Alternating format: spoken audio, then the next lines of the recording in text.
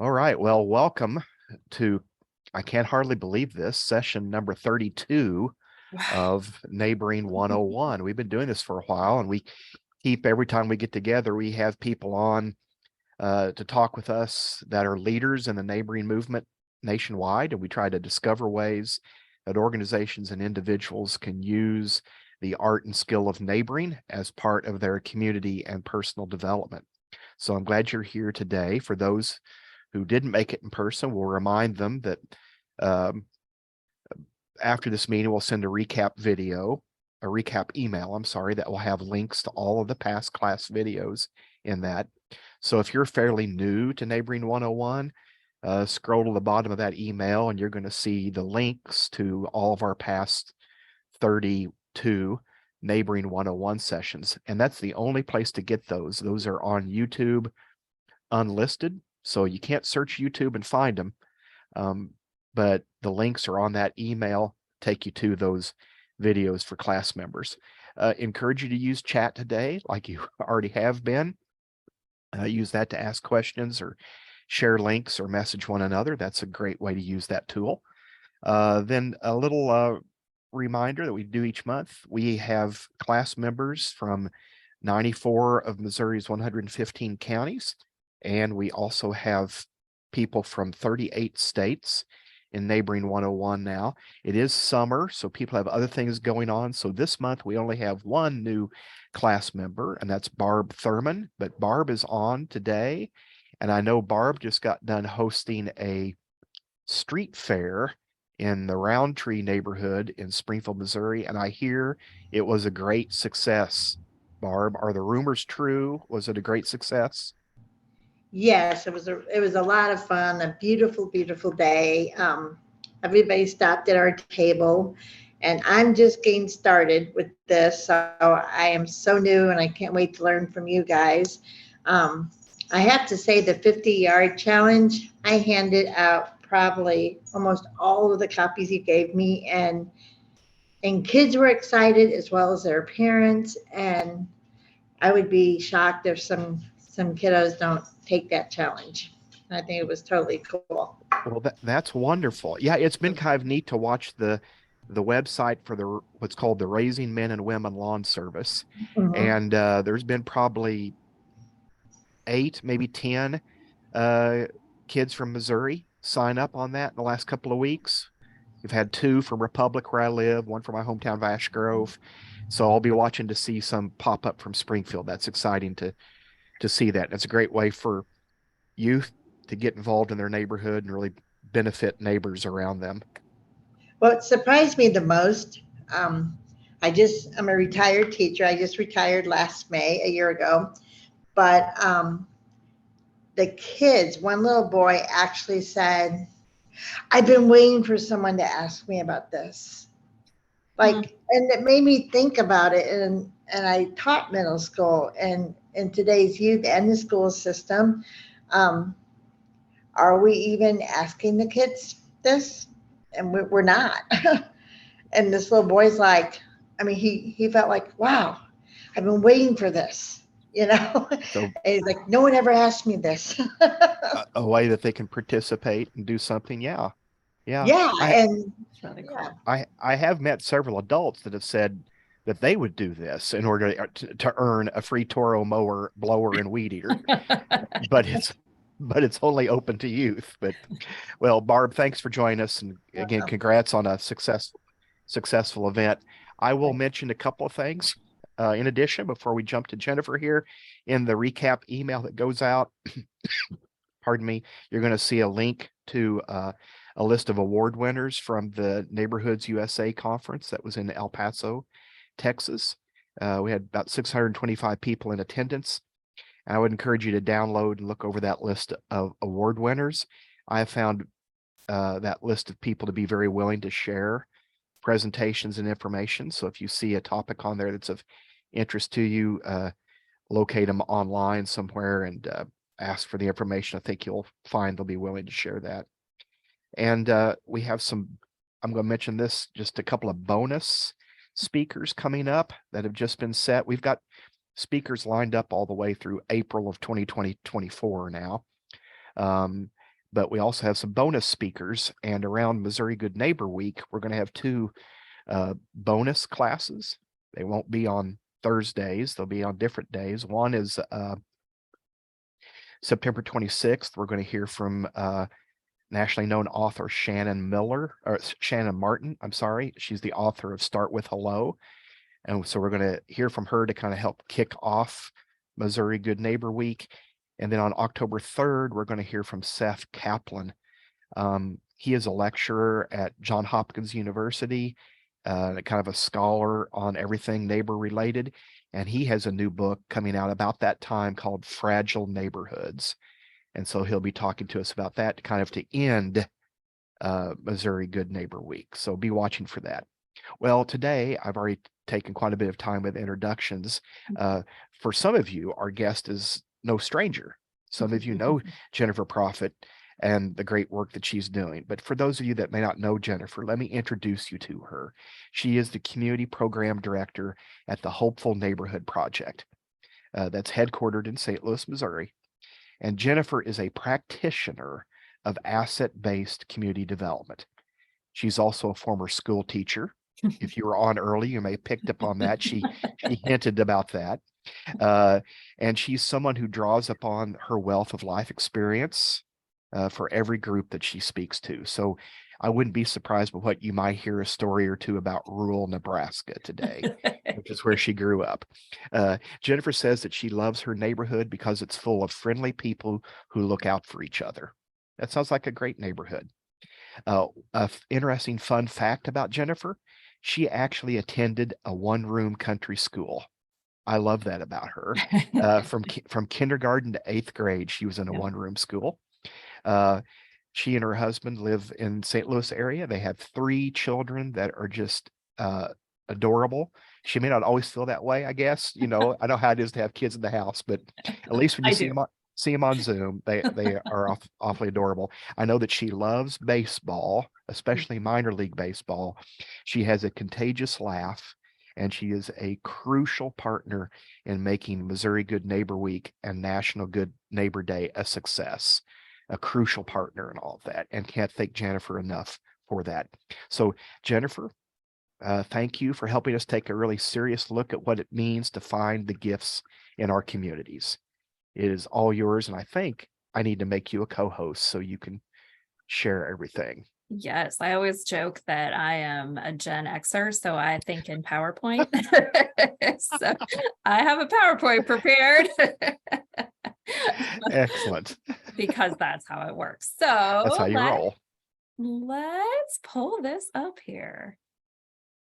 It's always a bit tricky to figure out where the screen's going to be and where my face is going to be and all of that. But I think, can you see my presenter notes or the actual screen? I am seeing the presenter notes. Then I'm going to stop the share and do it another. We love technology, don't we? Especially when it works. Yes. Much better? Much better. Okay, very good.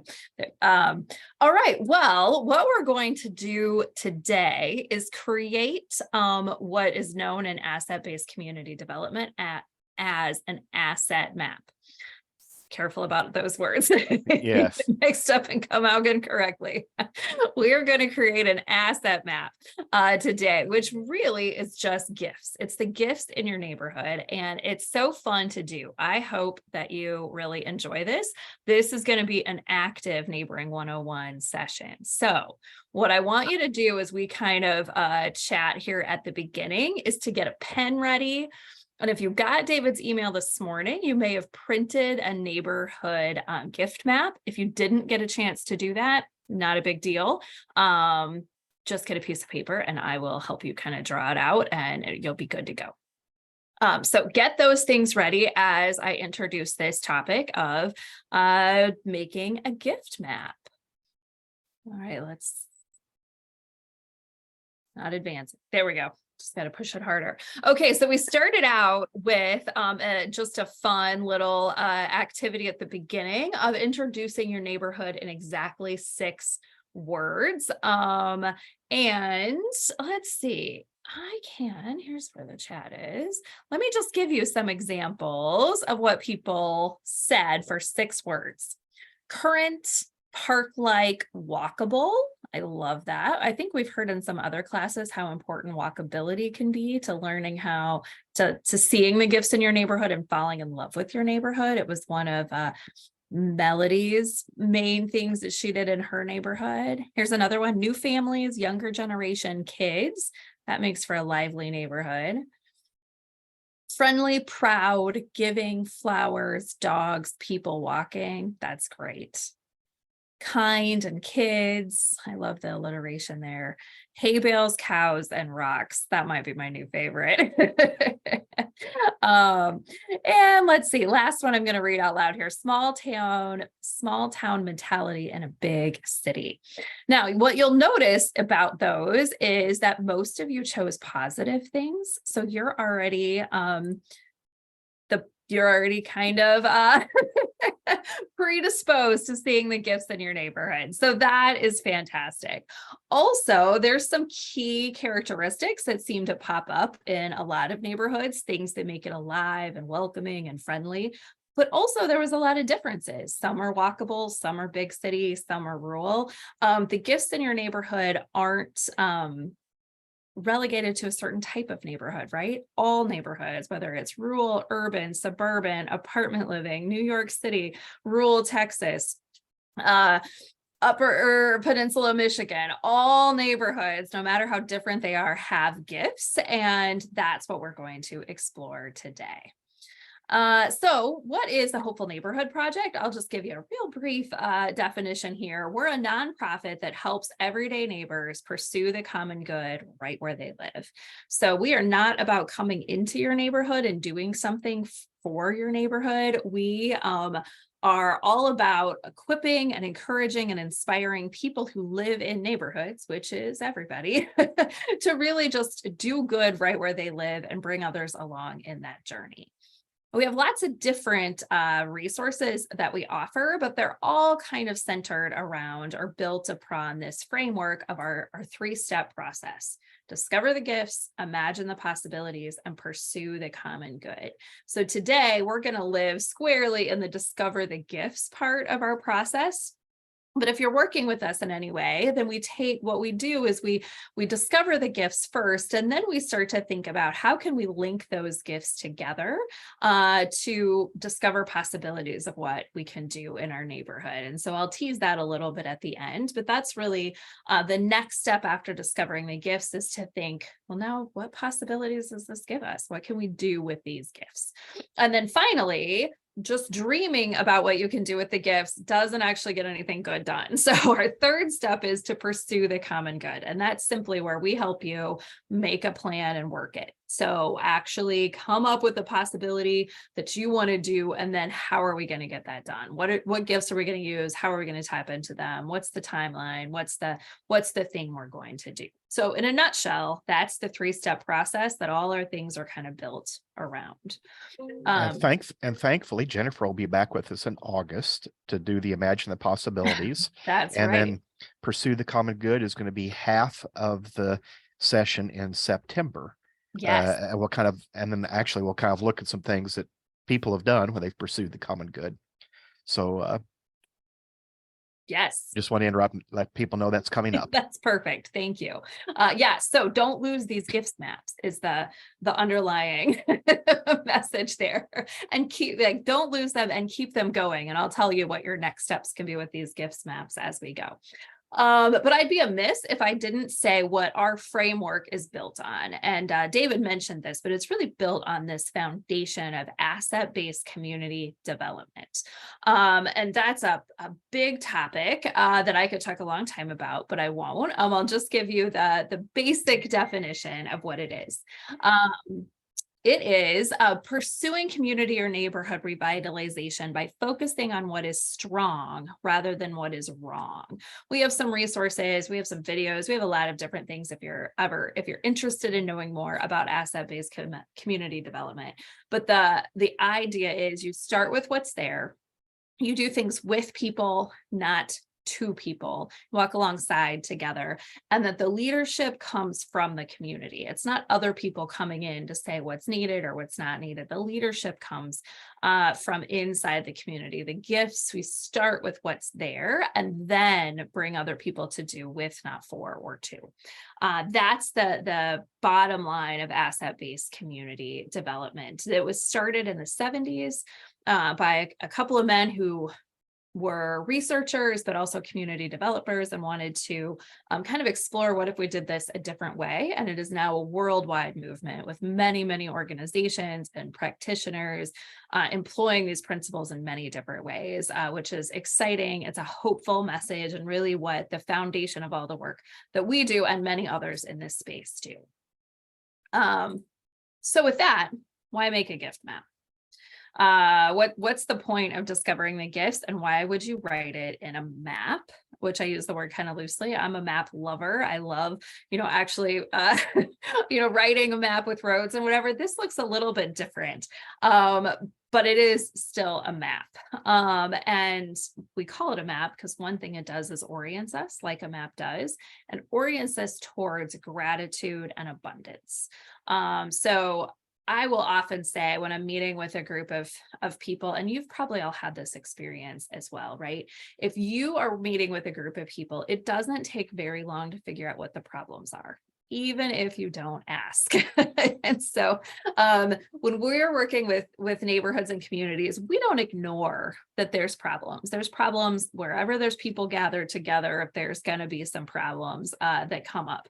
But what a gift map and starting from asset-based community development does is it orients us towards gratitude. And so if you have a meeting that says, can you please have everyone come and explain the problems and talk about the problems in our neighborhood, you'll get a pretty good turnout usually for the first one. And people will have a lot to say, but they don't feel very good about it. They go home and they feel kind of yucky, and you feel yucky. Everybody feels kind of bad about the neighborhood that they're in. And when you have a second meeting to problem solve, your attendance usually is much lower, because there's not a warm, fuzzy feeling about, going to a place where everyone discusses problems. But if you orient towards gratitude and you invite people to come together and you discover the gifts together, you might not get as big a turnout on the first one, but you'll get a bigger turnout on the second, and you'll get a bigger turnout on the third, because people like to come. They feel good about coming and thinking about things that they're grateful for.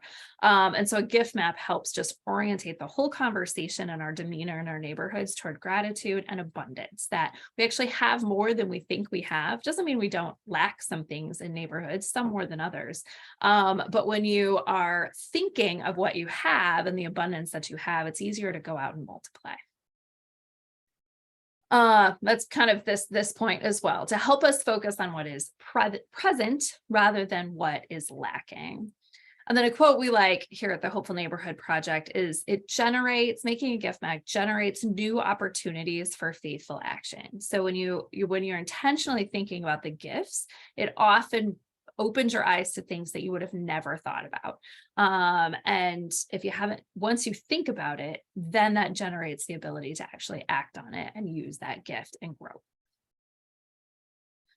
All right, before we get into much more, a little definition, like David mentioned, I'm a teacher. So there's some definition is important in defining your neighborhood. Now, if we were coming to work with your neighborhood specifically, we would actually say, let's all figure out what the definition of our neighborhood is together.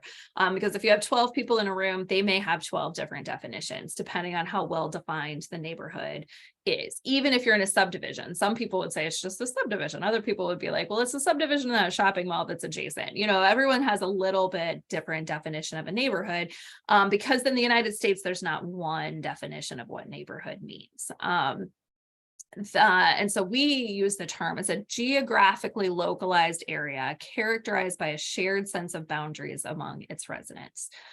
So that's why we, talk about it as the group. And you don't have a group with you today, but I do encourage you to really think about, before you do these gifts maps, what is the actual neighborhood that I live in? Now, we use the word community to be a geographical area characterized by a postal code or group of neighborhoods. So that's the only consistent way. If you're going to pull up demographic information on where you live. For example, you'll probably have to use a zip code. It's bigger than your neighborhood, but it's the best you can get to have a uniform definition. So we just call that a community. It's more than one neighborhood typically, but it is the area that you live in. Now, when we do these gift maps, I want you to focus on your neighborhood, but some neighborhoods, if you live like in a subdivision like me, I don't have any, retail businesses here. So I will like think about what I could walk to. So there's not a lot I could walk to, but there are some that I could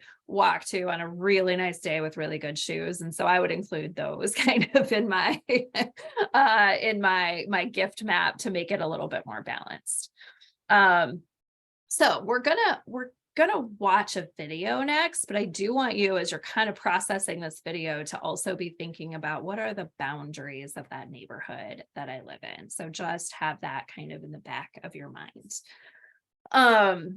And so the next thing to watch is this video that talks about neighborhood gifts. There's many ways in asset-based community development to create asset maps. They're all focused on different groupings of gifts. And so there's a couple of different ways that you can do this. We group it into 6 categories, and we have 6 groups of gifts. I thought this video would be a good way just to kind of introduce those groups to you and how that looks in a neighborhood. You don't have to memorize these definitions. We'll go through them step by step as we're creating the gift map. So don't fret about that. It's just a nice overview.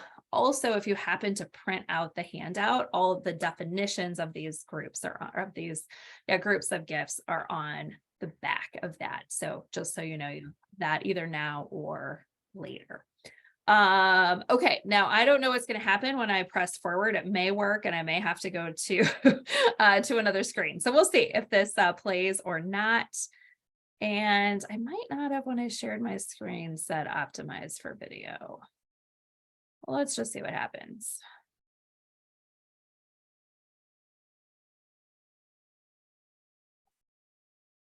Can you hear it? No, I was going to say getting sound is usually the tricky part because you're just a small box at the bottom you have to click. Yep. I just forgot. It's clicked now. So a hopeful neighborhood is where neighbors use their individual gifts and neighborhood gifts to pursue the well-being of their neighborhood. I lost the video, so I can't see if you're giving me a thumbs up. David, can you hear the sound now? Yes, I can hear the sound. Okay. Now. Okay, then I'm going to keep. Neighborhood gifts come in 6 different types and can be found in your local neighborhood or your broader community. These important assets can't be fully utilized, though, unless they are noticed and recognized as the gifts they are. The first types of neighborhood gifts you might notice are physical gifts. Physical gifts are easiest to spot because, well, they're physical. Some physical gifts are naturally occurring, like a calm lake or a tall tree or fresh air. Others are man-made, like smooth streets or functioning traffic lights or a raised sidewalk. Whether a large park in an urban area, a suburban jogging trail, or fertile farmland, there are many physical gifts in your neighborhood and in your surrounding community that directly affect the well-being of your neighborhood. The same is true of private sector gifts like businesses, restaurants, banks, and media outlets that you may see as you drive around your neighborhood and community. While assets in the private sector are run to make a profit, they also directly and indirectly affect the well-being of your neighborhood. Whether you are talking about a downtown movie theater, a small-town general store, or a local catering business. Another type of neighborhood gift that has a huge impact on your neighborhood's well-being are public sector gifts. You may not give government agencies, first responders, or public libraries a lot of thought in your daily life, but public entities like public schools, hospitals, pools, rural fire districts, and the post office are important assets that affect you and your neighbor's well-being. Some people in your community have voluntarily joined together in different groups. Those groups or associations include book clubs, neighborhood associations, volunteer groups, quilting clubs, and more. Whether big or small, these associations are all a rich part of what makes your neighborhood and community what it is. Nonprofit gifts are similar. They can have a huge impact on the well-being of your neighborhood. From housing shelters to religious organizations, from food kitchens to counseling centers, from programs for kids to programs for the elderly, nonprofit gifts can be a profound source for you and your neighbors. Finally, don't forget to think about group gifts. These are the people groups that add to the cultural richness of your neighborhood. College students, senior citizens, and local artists may seem to have little in common, but the reality is all of these demographic groups are gifts to their neighborhood. The same is true of children and teenagers, immigrant populations, and musicians. All these groups of people are gifts to your community and your neighborhood. A hopeful neighborhood is where neighbors use their individual gifts and neighborhood gifts of all 6 types to pursue the well-being of the entire neighborhood. It's important and exciting to discover what neighborhood gifts are already right around you. A hopeful neighborhood is where neighbors use their individual gifts and neighborhood gifts to pursue the well-being of their neighborhood. There we go. All right, I'm going to see if I can get the video back because I can't see anybody anymore.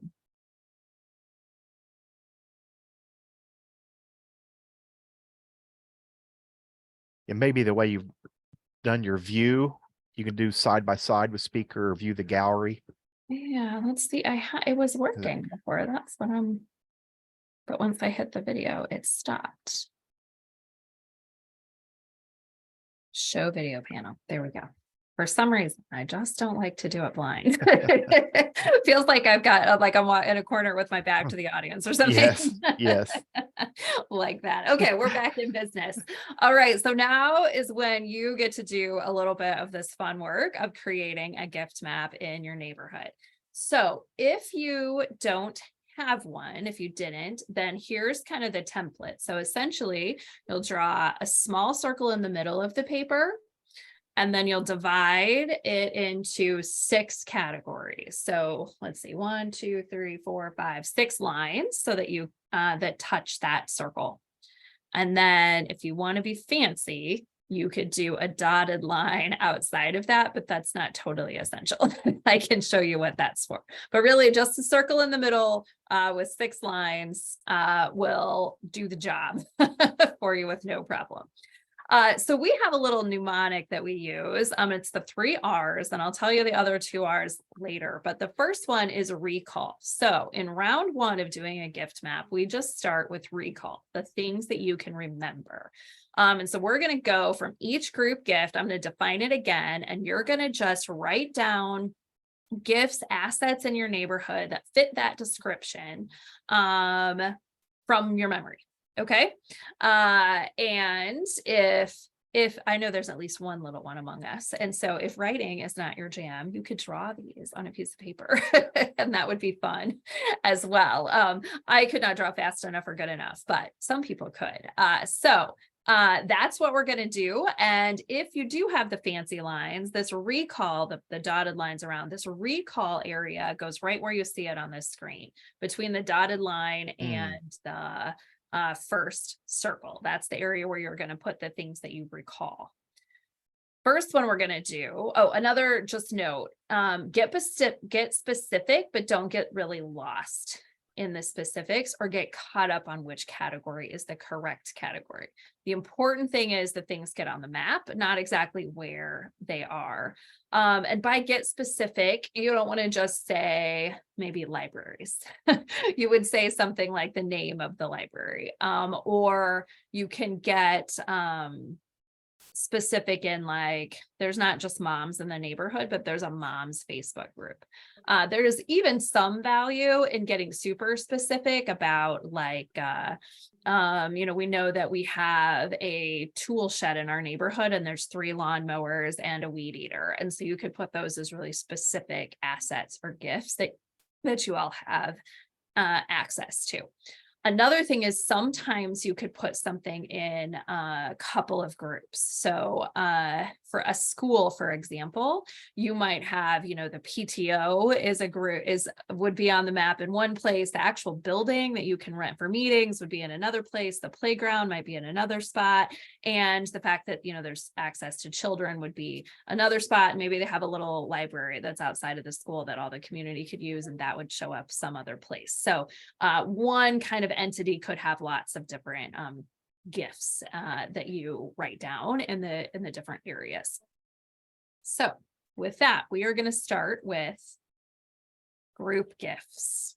So as the video said, group gifts are people groups that add to the cultural richness of your neighborhood. So for example, local artists or musicians, that would be a group gift. An immigrant population, like in St. Louis, many of you from Missouri would know there's the Hill with lots of Italian immigrants, or maybe you have a lot of refugees in your neighborhood and that from a specific area. Children and youth. So for example, we have lots of children in my neighborhood, but specifically the middle schools across the street. And so the middle school students all walk home at a certain time. So I always write down middle school as a group gift, because that's a real gift that we have that many that are like at the same place at the same time that I feel like the neighborhood could do something with.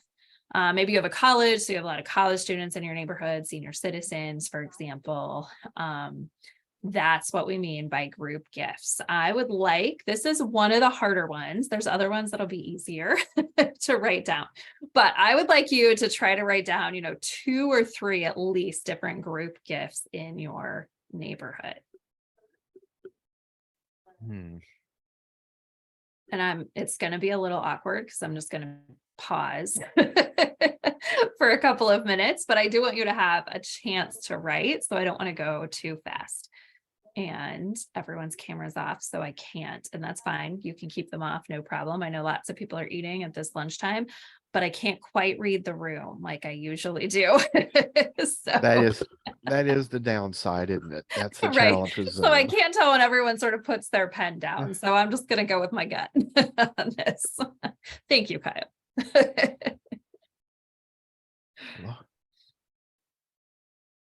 Local artist.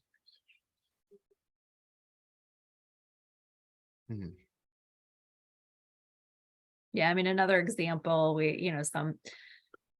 I know of a neighborhood that just has a lot of theater people in it. So they've gathered just the theater people to do different things in the neighborhood, put on community plays. And I'm not sure why. Honestly, that neighborhood has so many people in theater, they just does. And so they've utilized that gift to bring in other, people that they know and serve the neighborhood in that way.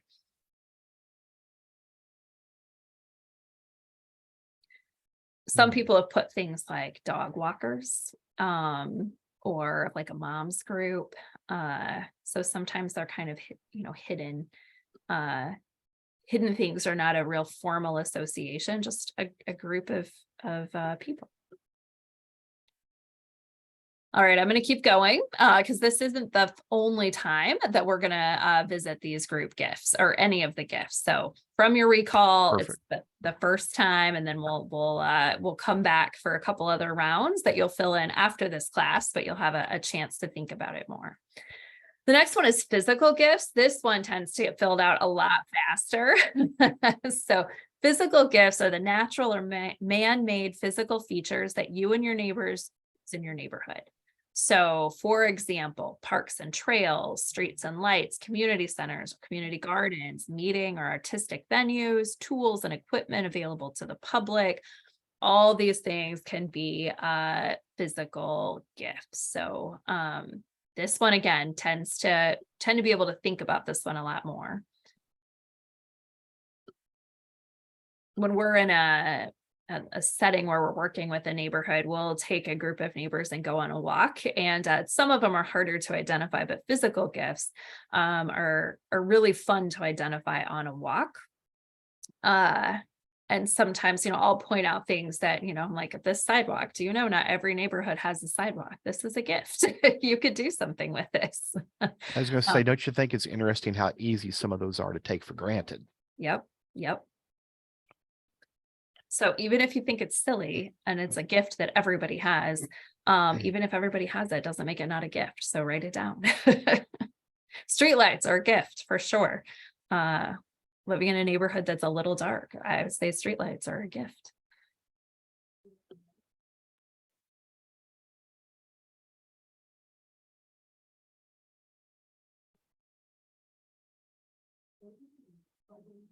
And this is where, you know, like the tool library or some of those kinds of things can be, the specifics can be helpful. Maybe you have a community center that allows you to borrow their tables. That's a helpful gift to write down if you're, for example, want to do a street fair and then you know you have tables that you could set out. And so when you get to the imagine the possibilities stage, sometimes even the silliest little thing will spark an idea or be one less thing you have to source because you see it on your gift map.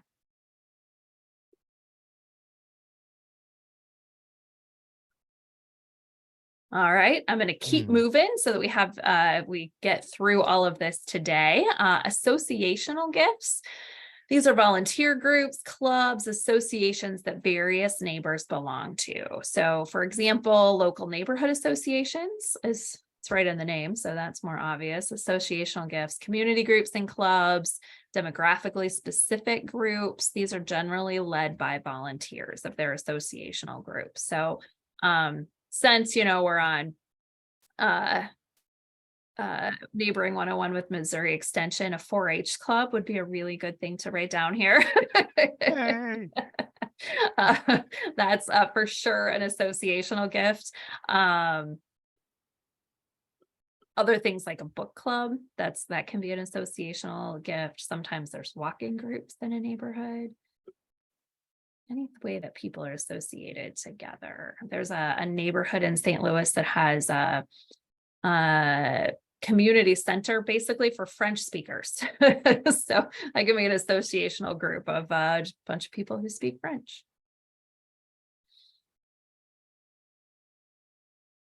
All right, I'm just going to keep moving because I am watching the time here, but I hope you're getting a chance to write down a few in each category. All right, private sector gifts. So again, this is one that you can tend to fill out pretty quickly, especially if you use my definition of like, you could get there with good walking shoes, really, on a really nice day. So this is businesses in your neighborhood. So local retailers, restaurant, banks, media outlets, chamber of commerce, business associations, and private schools. So even in my subdivision, I can walk to a private school. I can walk to, well, I guess the private school, the church would probably be a nonprofit. I can walk to the QT. I can walk to a grocery store, again, if I'm really hoofing it. There's sometimes businesses in your neighborhood that are harder to see. So if you're in the country, Kyle, and there's somebody who sells eggs, that's a private sector gift, right? Farms, fruit stands alongside of the road, that would be a private sector gift. There's a friend of ours who lives out here that sells goat meat. And he doesn't necessarily have a storefront, but that's a business. And so even if it's not really meets the eye, sometimes there'll maybe be a local handyman in your neighborhood. That would be a private sector gift that you could write down, even if there's not a storefront. It's definitely a gift you could tap into. Daycares, sometimes there's daycares out of people's home. That would be a really nice thing to have on a gift map.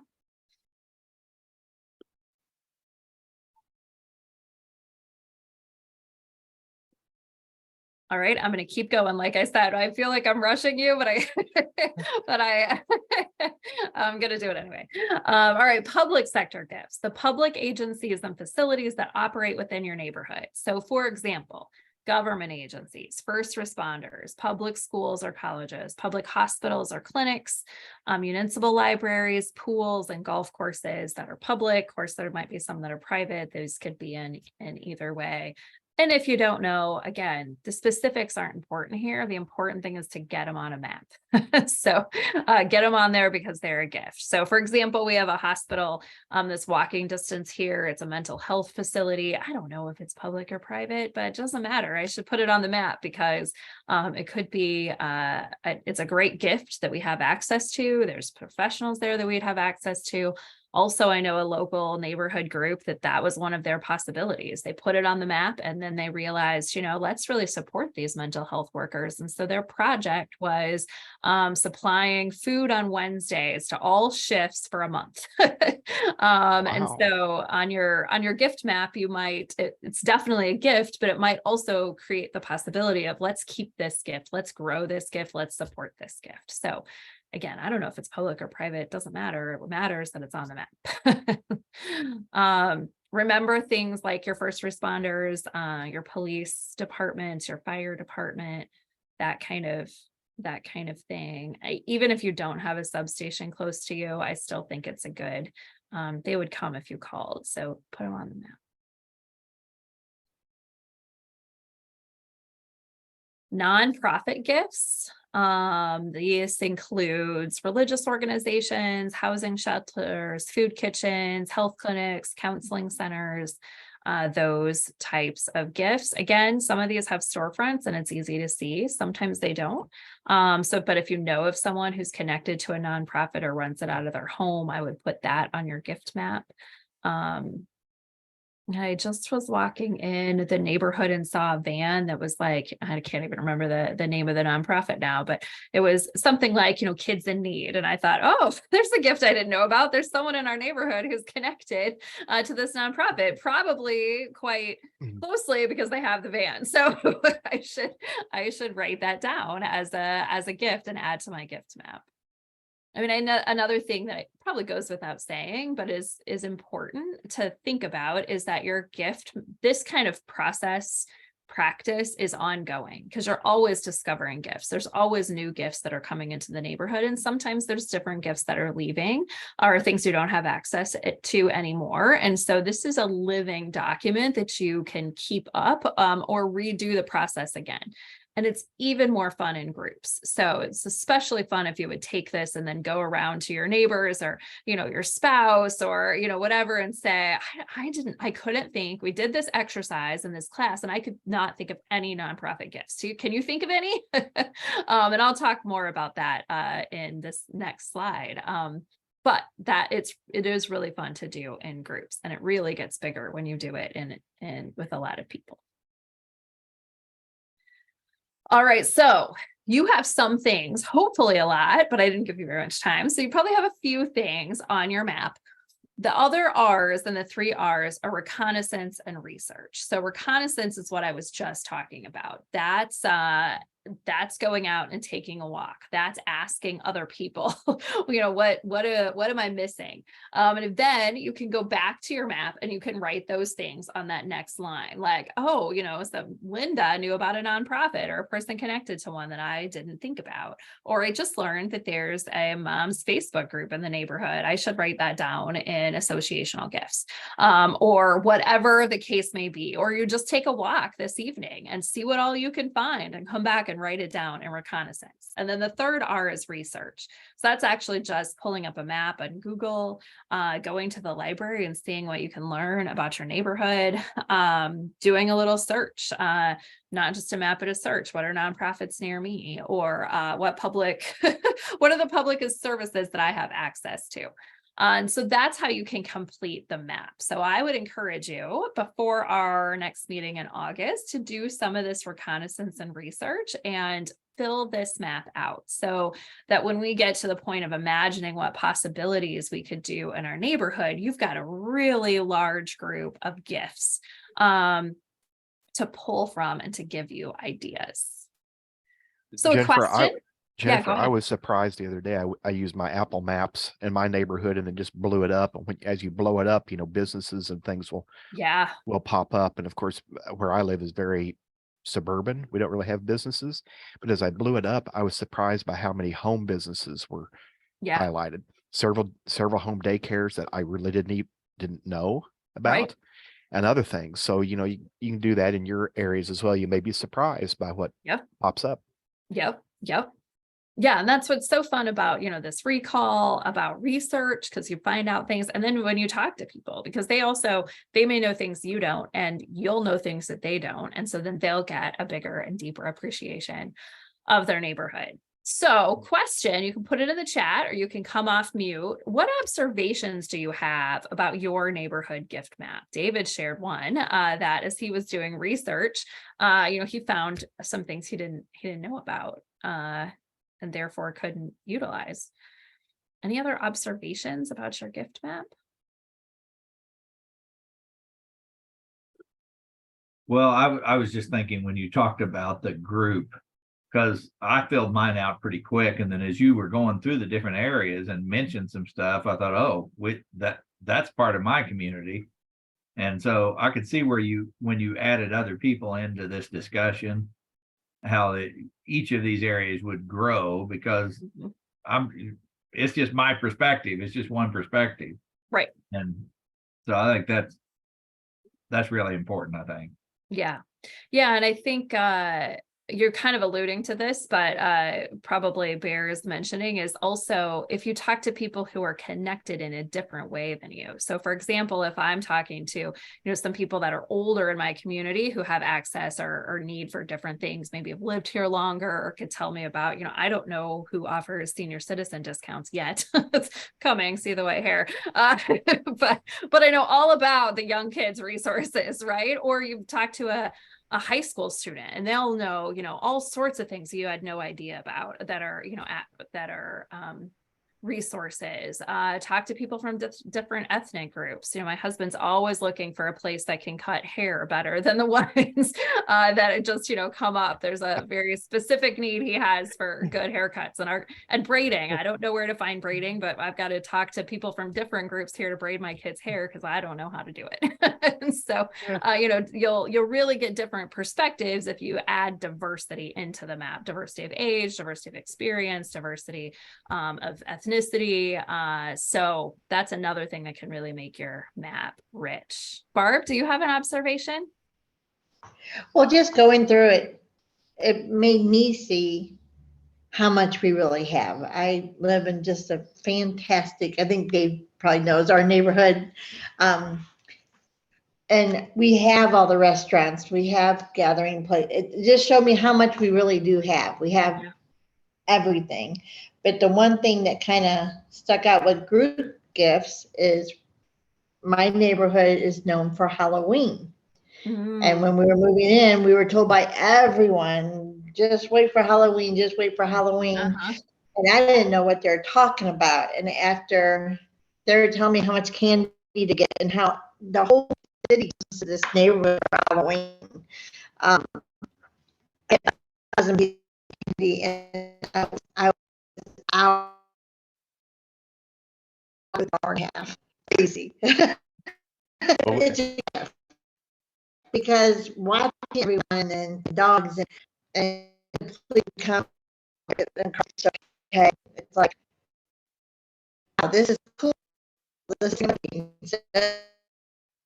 Barb, I think gifts I really do have, even though many there's more things.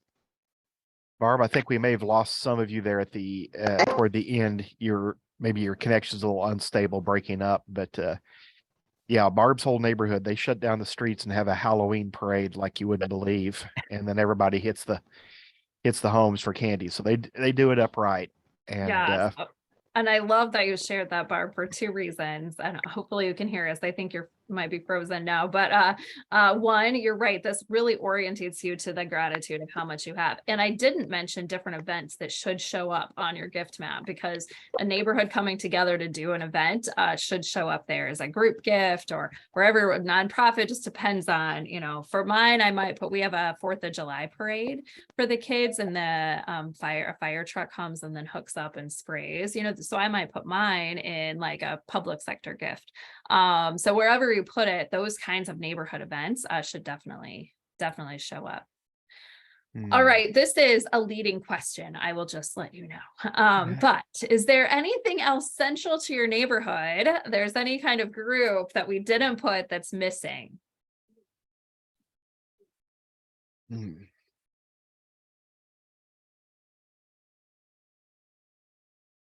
I will say it's even on this call, if that hint helps at all. Here it is, your neighbors. So really, really, when we do a full process, we will often start with individual gifts. And we say that a neighborhood has two kinds of gifts. It has these neighborhood gifts, but it also has the gifts of individuals. And so when we're doing our gift map, we take that individual gift map that we've created and we take all those names and we put it in the center. If you printed our template, you'll see a heart. And I forgot to tell you to write your neighborhood name in the middle, but then write all the names of people that you know and you can think of in the center, because none of these gifts really have impact without the people, right, who live there, the people that can utilize them, the people gifts. And there's a whole nother wonderful map you can do on individual gifts and just getting to know your neighbors and the gifts that they have. And we'll save that for one neighboring 101 some other day.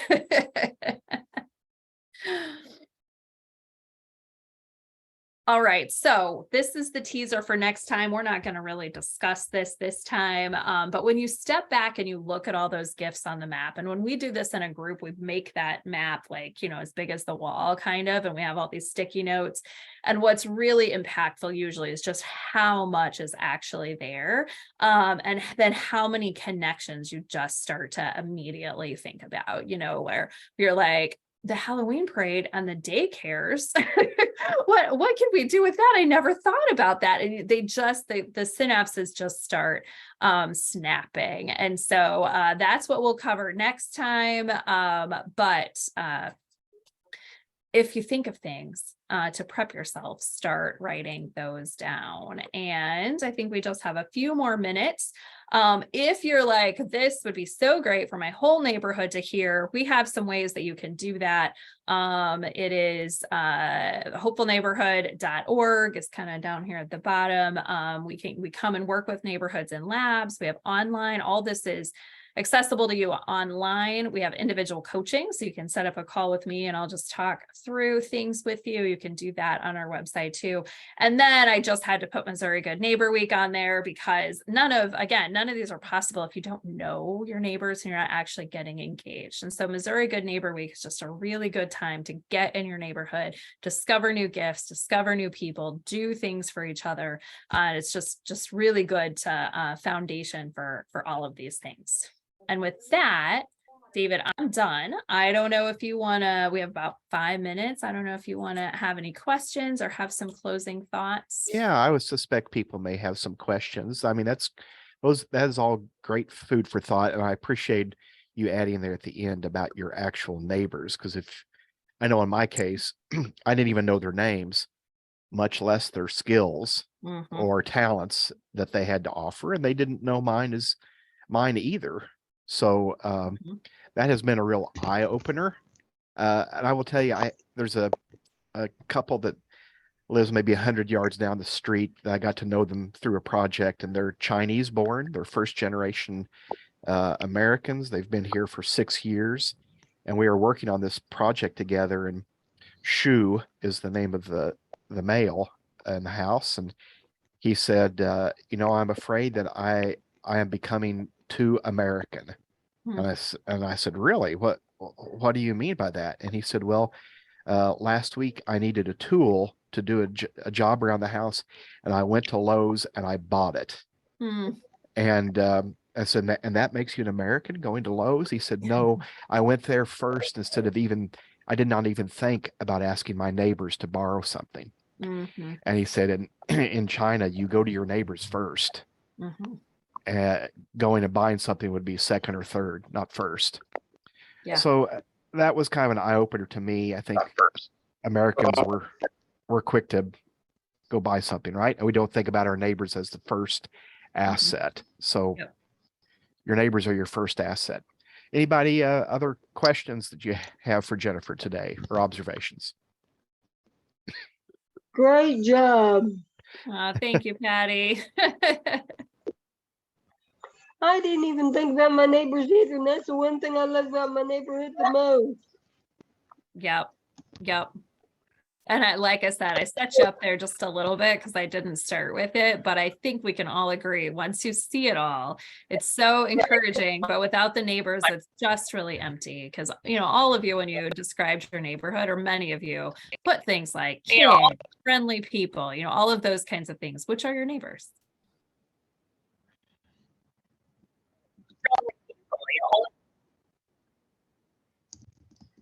Well, Jennifer, I would just say that I love the fact that this is the second little workshop on asset mapping I've done in a couple of weeks. I did some with our community and development people a week or so ago. And in my current position, when I try to get, MU Extension Council members to think about programs in their area, I love the fact that this is focused on opportunities and assets, not always just here's something wrong, we need to fix it, because it's you're really only meeting half the possibilities if you just go down that negative road, I'll say, instead of thinking about let's do something with the positives that we have. And I think that's the great thing about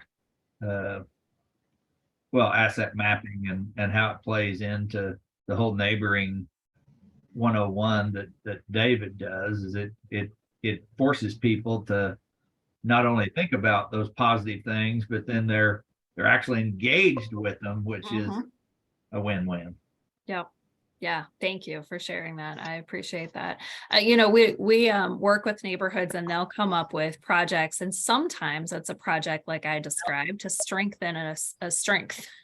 And lots of times it's also a project that uses the resources they didn't realize they had in unique ways to combat a problem or a thing that's a concern in the neighborhood. So one of our neighborhoods that we always lift up as a great example did mental health first aid training because they were all concerned about that. We discovered that as we were talking through their neighborhood health indicators, but they didn't know how to deal with it. And when we looked at the possibilities and the assets, they realized they have a trainer right in the neighborhood. They had spaces to meet. They had access to food that they could bring to train people. And so they've been, training themselves and others on mental health first aid, and it really addressed an issue with really no outside resources. And so it was empowering, it was impactful, and it addressed a really real problem, but in a way that was empowering and right within the neighborhood. Well, I'm also a retired teacher, and I look back on my career and I spend a lot of time fixing problems or addressing issues. And I wished I would have spent more time on just building on what was already there. Yeah, I hear that. That's water under the bridge now. I'm not going back. Well, when I found that when you have neighbors and they have strengths or talents, they're much more likely to volunteer, do something, help with the training on something that they're passionate about like that. That can lead to benefits than saying, what we really need is a calling committee. Would you make all of our phone calls? When they have no interest in that whatsoever. But so that's part of the success, I think, to looking at what's strong versus what is wrong. Yeah. The recruitment part and keeping them around when people are doing something they love like that, they're more likely to stick with you in a voluntary capacity as well. Yep. Well, Jennifer, once again, thank you. It was an excellent presentation run through. And if you've been working on your charts, then you have it in front of you. Continue to work on that. I think you'll find that changes the way you look at your neighborhood. And we'll do a little more of it in August. I would be remiss if I did not mention this. Jennifer is a graduate of the Neighborhood Leadership Academy. Yes. University of Missouri Extension's program, and that's been a few years ago that she was a graduate. But that program is starting up again. We're recruiting people that want to enroll in Neighborhood Leadership Academy. if you're interested, I'll include some information in our email that goes out, but you're happy to reach out to me. It's a very affordable leadership development program. And then at the end, you have a tangible project or something you can work on in your community or neighborhood. And you even have the potential to apply for some grant dollars to help you accomplish that. So highly recommend looking at Neighborhood Leadership Academy. And Yes. Jennifer, thank you so much again. And we'll be back in August. We're taking July off, but we'll be back in August with Jennifer for the second part of this training. Anything else? If you need anything from me, it's jennifer@hopefulneighborhood.org. So feel free to reach out. Since I didn't give us a lot of time to chat here at the end. So feel free to reach out and we can set up a call, or I'll answer any questions that's helpful to you. Thank you for the opportunity, David. Really appreciate it. Oh, you're welcome. Thank you so much for being willing.